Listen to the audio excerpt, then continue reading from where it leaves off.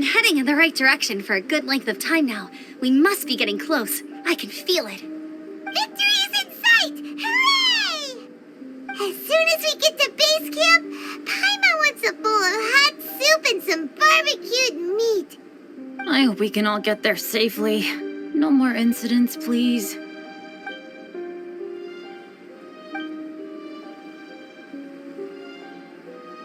Hey, what's on your mind? You seem a little distracted. Something's up, isn't it? Are you hungry? Cold? Shall Paimon hug your head to warm you up? I don't think I've spent so much time on Dragonspine before. It sure is cold, but the view is amazing. Isn't it, Eula?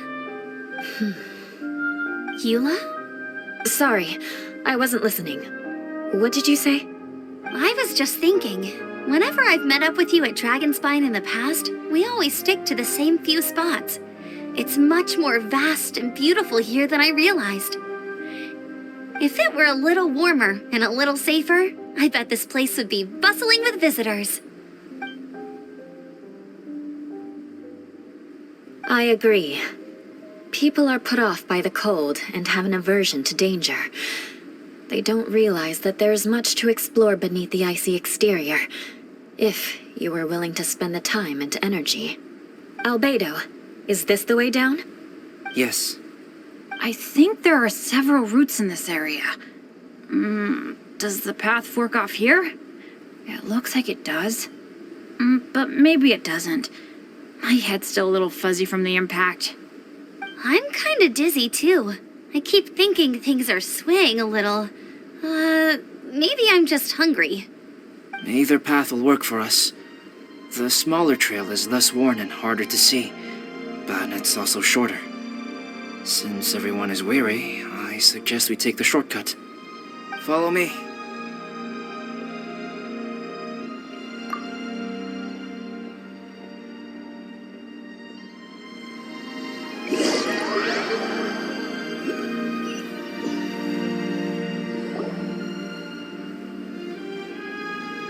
Wait.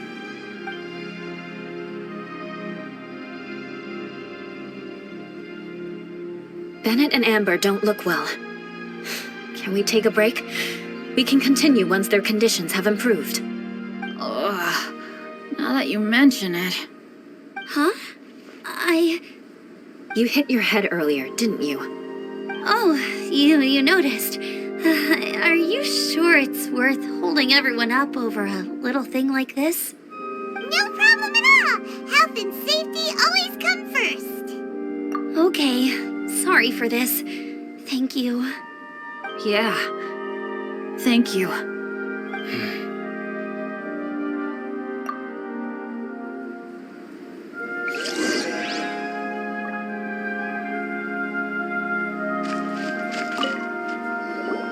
Drinking some water can help with the dizziness. Oh, and lying flat on your back helps too. Thank you, Bennett. Seems like you really know your stuff. Well, when life gives you lemons. Bennett, weren't you feeling dizzy too? Stop pushing yourselves, both of you. Get some rest. We'll continue when you've gathered your energy. Eula might come off as a little frosty, but she takes caring for her friends super seriously, more than anyone else I know.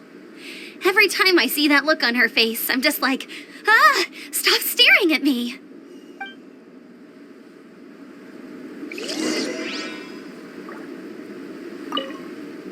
Traveler, I know what that look means.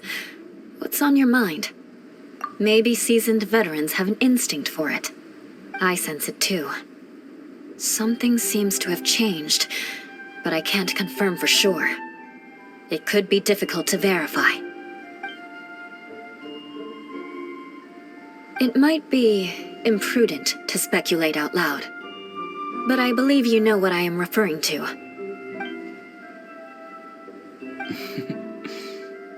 Traveler, I think...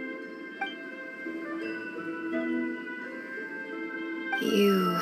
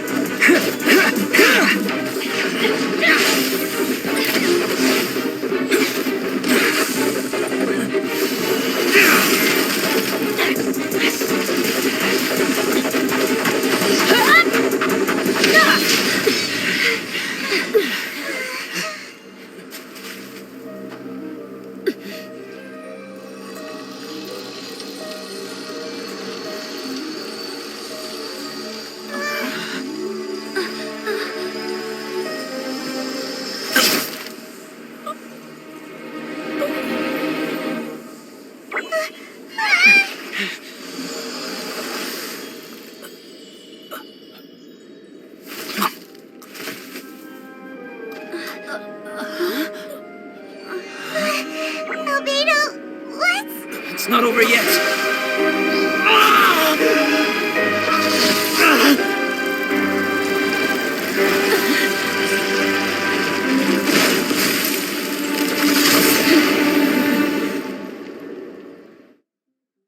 Brace yourselves.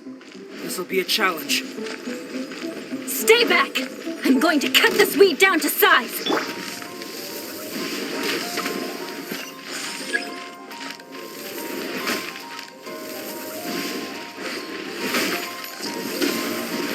That's cheating! Ha! Ha! Ha!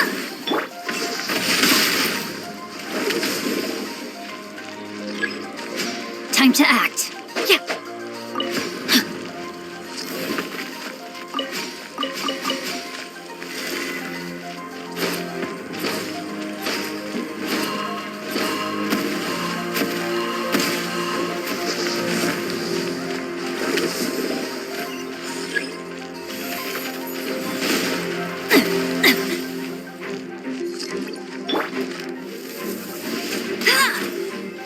Not so hard! Bet you can't keep up with me!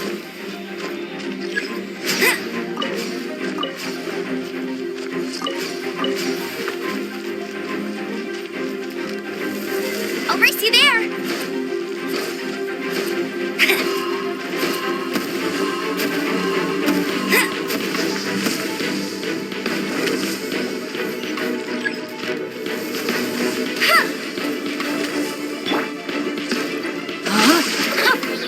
Witness the power of Hua!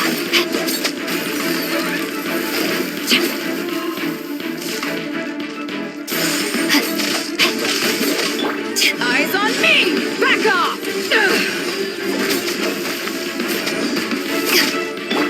No one escapes my sights! Get him!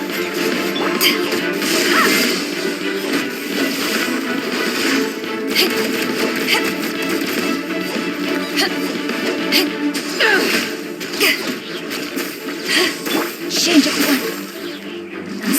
Rain outlines your fit.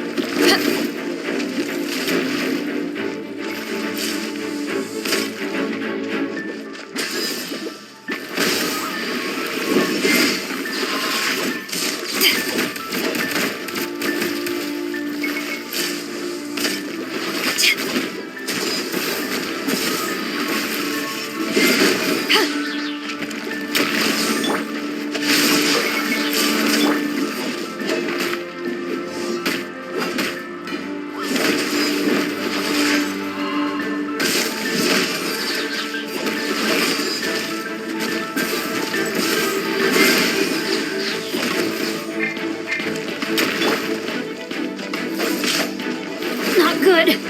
No, my soul!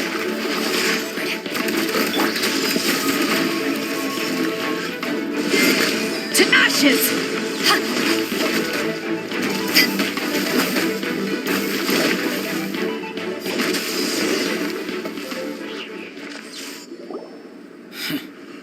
What in the world was that thing? One moment it was human, the next it was a plant! Is everyone alright? We're fine. But can you please tell us what's going on? I don't understand. I take it this monster is whom I had the pleasure of meeting last time. Correct. As you might have guessed, this is a mutated whopper flower. An extremely rare kind. But can whopper flowers turn into humans? Not typically, but conditions on Dragonspine are far from typical. Perhaps the dragon's blood seeped into the land, then was passed to the monsters via the ley lines, accelerating their rate of mutation. How could that happen? This mountain is home to the remains of Durin, the venomous dragon. If there is anywhere in the world one might expect life to do unfathomable things, it would most likely be here. Durin was an artificially created life form. Its existence is nothing short of a miracle, and proof of countless possibilities. In other words, this mountain we stand on is a cradle of life's profoundest mysteries. A vast and terrifying hotbed of possibilities. The avalanche. It must have been the work of this imposter.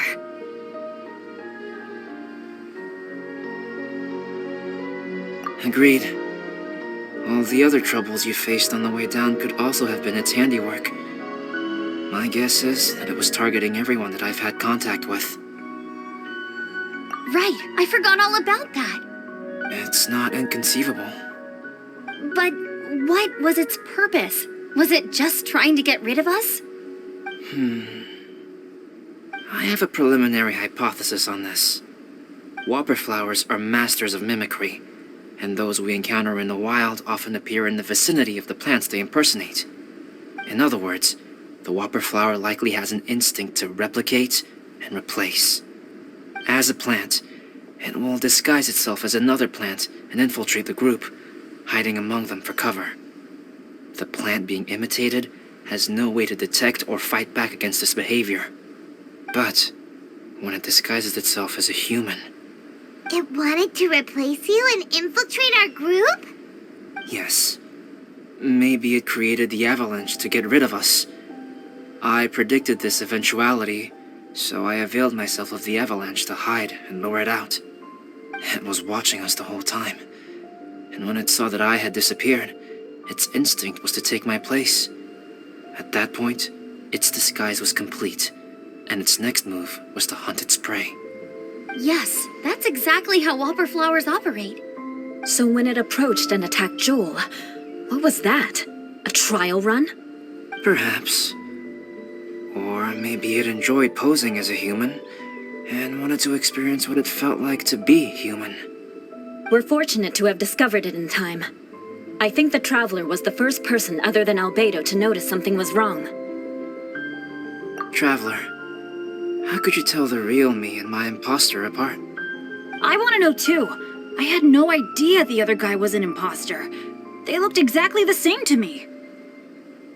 I see. It goes to show how difficult it is to impersonate a human.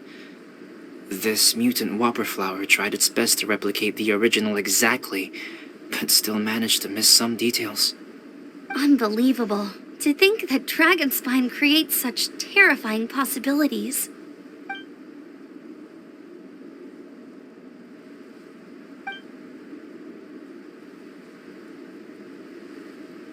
Anyway, at least we won in the end.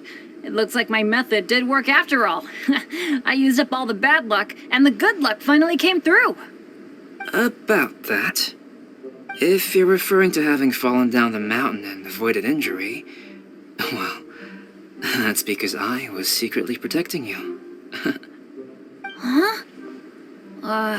Well, that still counts as good luck to me. Yes, that's not an unreasonable way of looking at it. Okay. We've been delayed long enough. Time to move on. Yeah, let's go!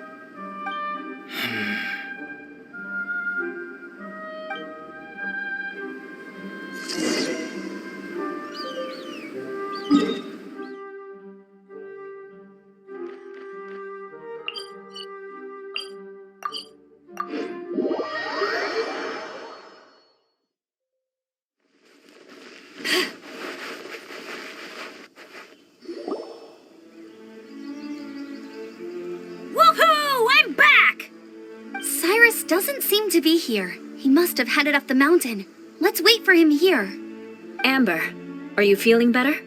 Yep, all good now. Nothing to worry about. I don't know what I'd do without you guys. If not for you, I'd probably still be locked up in that cage. I really want to thank you all properly, but I can't think how at the moment. Huh? You must be pretty used to being on the receiving end of people's kindness by now, though, surely. You probably need it often enough, given your situation. Come on, don't put it like that. Sure, plenty of people have shown me kindness before, but that doesn't mean I will ever take it for granted. No matter how many times people help me out in life, I will never forget any of them. Well, instead of repaying those who helped you, perhaps you could help others yourself. Everyone meets others in need from time to time. By choosing to be there for them, you're passing the kindness you received onto others. Yep, you're right. That's what I've always tried to do, and will always continue to do. Right. And when Cyrus gets back, I'll find some way to help him out too. This has been quite an eventful day. Yeah, it has. It's really hit me how tired I am now that I've started to relax. I need to rest. Everyone, please excuse me for a while. Yeah, I need to get some water and maybe a piece of fruit. Once I'm rested up, I need to get back to being an instructor again. Well, it looks like the curse of the mountaineers who couldn't get off the mountain is finally broken. Feels like an action-packed chapter has come to a close. Shall we find somewhere to rest and chat too? Why not? Then please, come with me. You sensed something too, didn't you? Then let's go. Huh? Are you going back to your camp again? Paimon thought maybe we could talk here. Okay. Might as well come with you. Good. Shall we set off right away?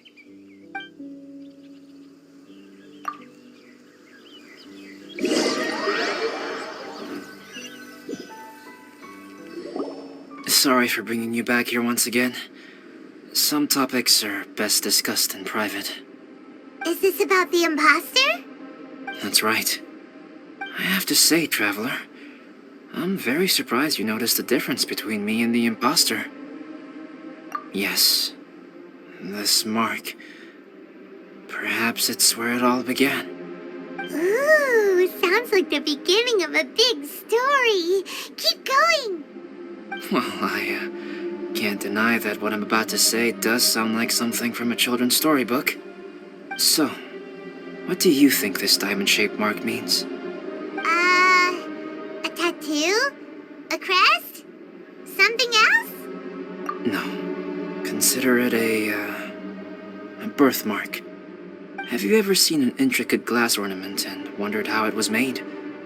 Well, one method for crafting with glass is a technique known as glass blowing. Glass blowing is not a widely known art in Teyvat. For this reason, glassware made in this way is usually very expensive. As the name implies, glass blowing involves blowing air into a hole, much like blowing up a balloon. This type of glassware is known for having a pontal mark at the point where the blowpipe was inserted, where the hole was sealed at the very end. This mark is a sign that the item was crafted by a human hand. Sounds kind of amazing. It is a wondrous and beautiful art form. Alice says that these marks are seen as proof of the maker's fine handiwork, the only flaw in an otherwise perfect work of art. My mark is something similar to this. The difference between synthetic and natural life lies in the directional flow of the life force. The energy of a natural life form flows out from within. That's why flower buds bloom and curled leaves unfold. It is the very reason we watch and wonder at blossoming flowers. Creating life artificially, on the other hand, involves, to a certain extent, the introduction of an external source of energy into the embryonic life form.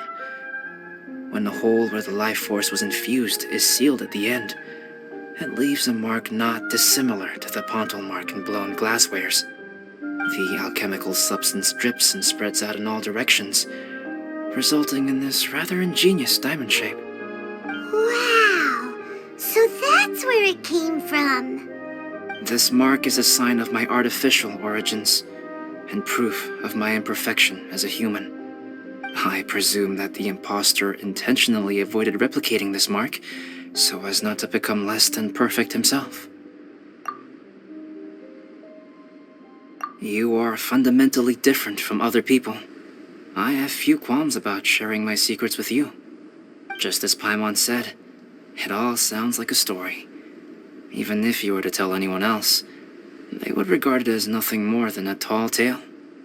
The transcendent and miraculous are not the only things to which human beings aspire. They pursue the everyday, the ordinary, to a far greater extent than I would have ever imagined. People like to believe that those who are thoroughly different from themselves could only ever exist in stories. It makes things much easier.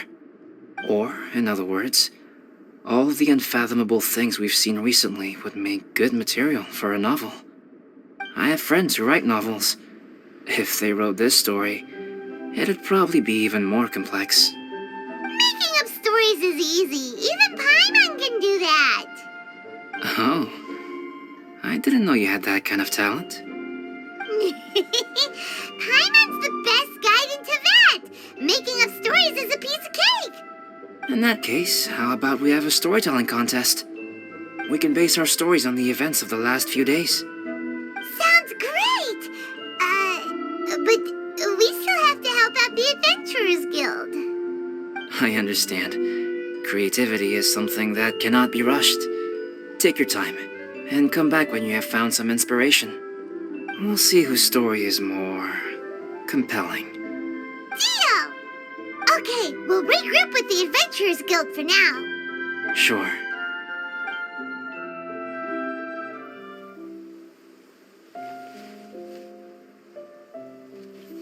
My story. Yes, I should have known. Master's failed specimen in the dragon's belly. This is where the story truly begins.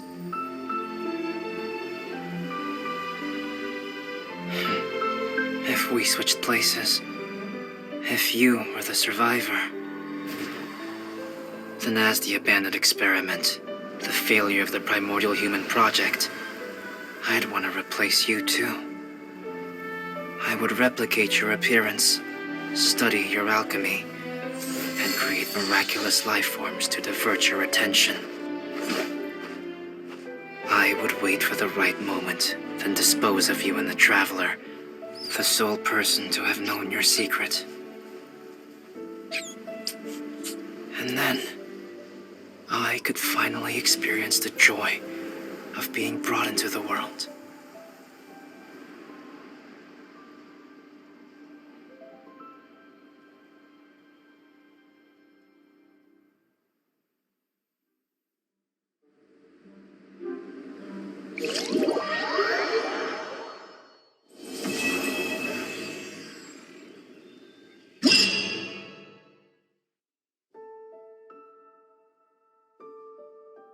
Guess what?